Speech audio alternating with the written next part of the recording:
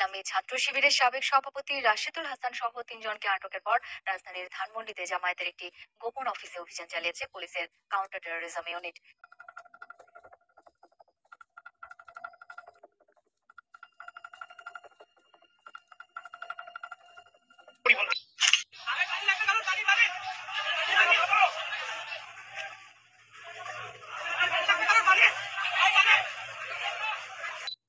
Remittance না পাঠালে দেশে আসতে দেওয়া হবে না, এমন খবরের জবাব দিয়েছেন ডাক, টেলিযোগাযোগ ও তথ্য প্রযুক্তি প্রতিমন্ত্রী জুনাইদ আহমেদ পলক।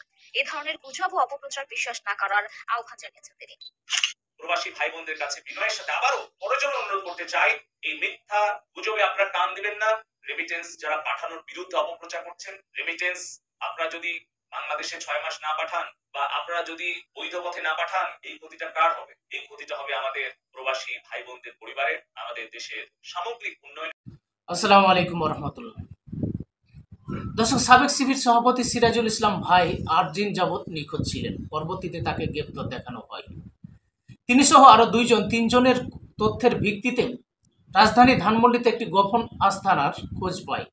সেখানে জিহাদি বই এবং দেশি অস্ত্র এবং কিছু হাত বোমা উদ্ধার করে পুলিশ। এমন প্রতিবেদন করেছেন যমুনা টিভি এবং এটিএন। আসুন তাদের এই প্রতিবেদনটা আমরা দেখি, তারপর আমরা মন্তব্য করি।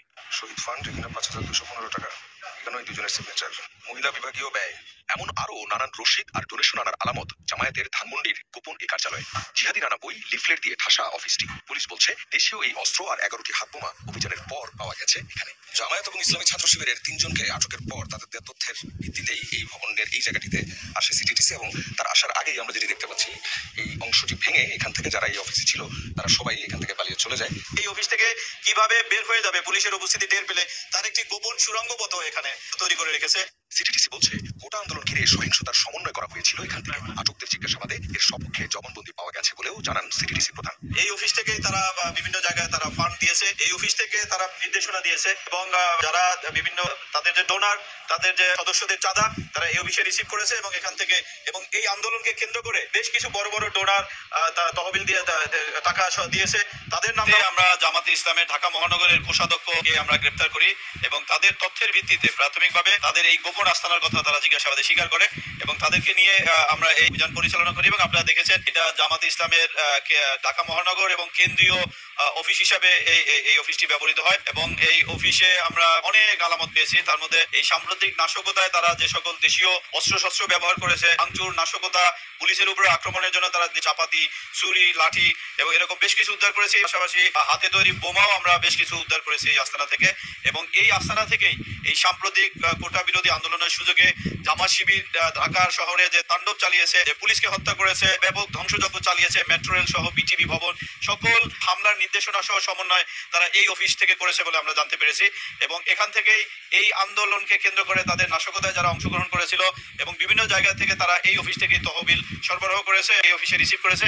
আপনারা জানেন এই সংক্রান্ত আমরা বিপুল ডকুমেন্টস আমরা এই অফিস থেকে পেয়ে। তো দর্শক, আপনারা শুনলেন যে জামাতের এই অফিস থেকে মেট্রোল এবং টিভি ভবন ধ্বংসের পরিকল্পনা এবং সমস্ত সরঞ্জাম এখান থেকে সরবরাহ করা হয়েছিল।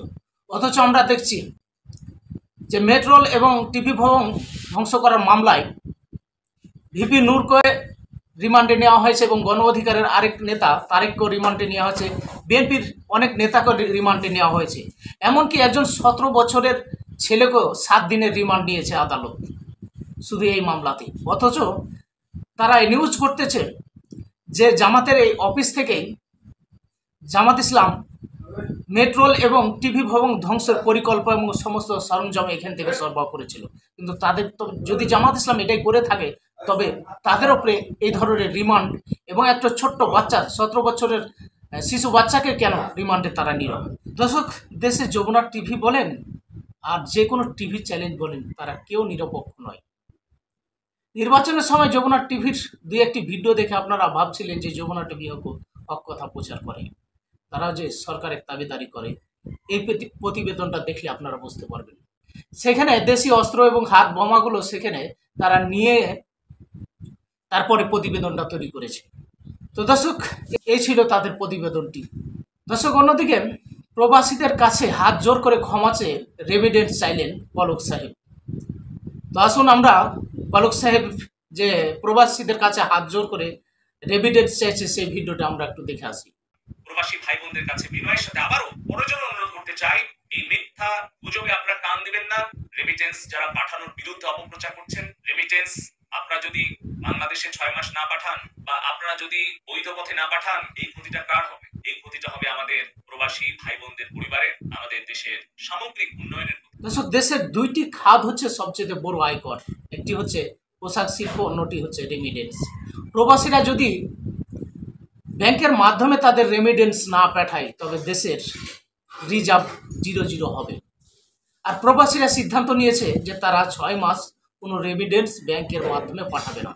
তাদের এই সিদ্ধান্তর সাথে যদি অটুট থাকতে পারে তবেই এই পলক সাহেবদের উচিত শিক্ষা হবে। তারা কথায় কথায় প্রবাসীদেরকে লাঞ্ছনা করে, এমনকি এয়ারপোর্টে আপনারা দেখেছেন প্রবাসীরা যখন দেশে আসে তাদের সাথে কীরকম আচরণ করা হয়, তাদেরকে হেনস্থা করা হয়, তাদেরকে হয়রানি করা হয়। এরকম অনেক দৃশ্য আপনারা এয়ারপোর্টের দেখেছেন। তো প্রবাসী ভাইরা যদি 6 মাস রেমিটেন্স বন্ধ রাখে তবে এই পলক সাহেবদের উচিত শিক্ষা হবে। তো দর্শক, এবার আসুন ভিডিও শুরুতে আপনারা একটি ভিডিও দেখেছেন যে একজন ব্যক্তি, একজন ছাত্র আন্দোলনের সময় ছাত্রদেরকে পানি খিলাচ্ছে, পানি এবং বিস্কুট খিলেছে, এমন একটা ভিডিও আপনারা দেখেছেন। রংপুরে শহীদ আবু সাইদের ঘটনায় অনেকেই মর্মাহত হয়েছেন, অনেকেই দুঃখ পেয়েছেন। আজকের এই ভিডিওটি, এই ঘটনাটি শুনলে আপনারা আরও মনের ভিতরে কষ্ট পাবেন, দুঃখ পাবেন। তো এই ছাত্রটি যখন পুলিশ আন্দোলনের সময় পুলিশ যখন তাড়া করছিল, টিয়ার সেল নিক্ষেপ করছিল, গুলি করছিল, তখন ছাত্ররা একদিক থেকে অন্যদিকে দৌড়ে পালাচ্ছিল, সরে যাচ্ছিল। তখন এই ভাইটি পানি এবং বিস্কুট খিলাচ্ছিলেন, আন্দোলনকারীদেরকে পানি এবং ফ্রিতে বিস্কুট খিলাচ্ছিলেন।